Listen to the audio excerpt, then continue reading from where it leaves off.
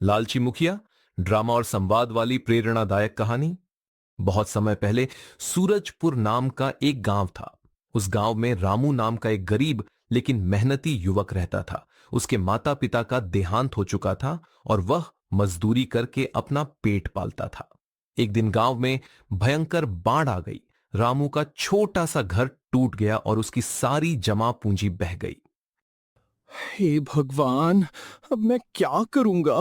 मेरे पास तो कुछ भी नहीं बचा। रामू काम की तलाश में दूसरे गांव चंदनपुर पहुंच गया। वहां उसकी मुलाकात एक बड़े किसान हरिदास से हुई। मालिक, मुझे कोई काम दे दीजिए, मैं बहुत मेहनत करूंगा। ठीक है बेटा, मेरे खेत और पशुओं की देखभाल कर लो। मेहनत करोगे तो कभी भूखे नहीं रहोगे। रामू दिन रात मेहनत करने लगा। उसकी ईमानदारी देखकर हरिदास बहुत खुश रहता था। धीरे धीरे रामू ने पैसे जमा करने शुरू कर दिए। 5 साल बीत गए।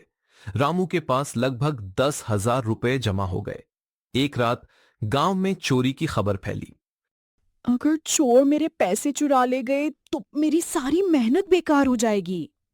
गांव के मुखिया धनराज के पास पैसे रख दो। सब लोग उन्हें ईमानदार मानते हैं। मुखिया जी, ये मेरे 10,000 रुपए हैं, कृपया इन्हें सुरक्षित रख लीजिए। चिंता मत करो बेटा, तुम्हारे पैसे मेरी जिम्मेदारी हैं।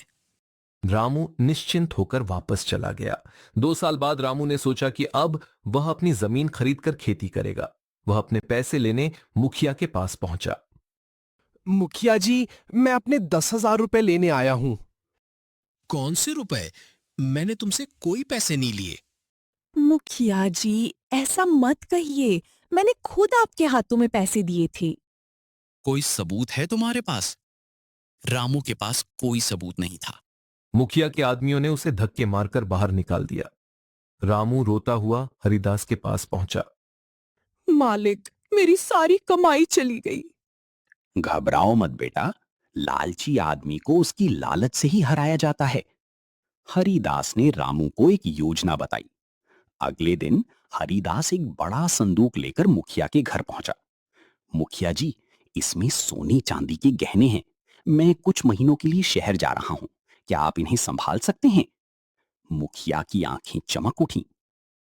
वाह, आज तो बहुत बड़ा माल हाथ लगा है। बिल्कुल, आप निश्चिंत रहिए। तभी हरिदास ने जोर से कहा। हरिदास, अरे रामू, तुम भी यहीं हो? मुखिया जी तुम्हारे पैसे लौटा चुके क्या? मुखिया चौंक गया। उसने सोचा, अगर मैंने रामू के पैसे नहीं लौटाए तो हरिदास अपना खजाना मेरे पास नहीं छोड़ेगा। मुखिया तुरंत अंदर गया और पैसे लेकर आया। लो रामू, तुम्हारे पूरे 10,000 रुपए। उस दिन गलती हो गई थी। रामू ने पैसे ले लिए। तभी हरिदास मुस्कुराया। मुखिया जी, अब मुझे अपना संदूक वापस चाहिए। शहर जाने का कार्यक्रम रद्द हो गया है। मुखिया का चेहरा उतर गया। क्या? अभी वापस? जी हां।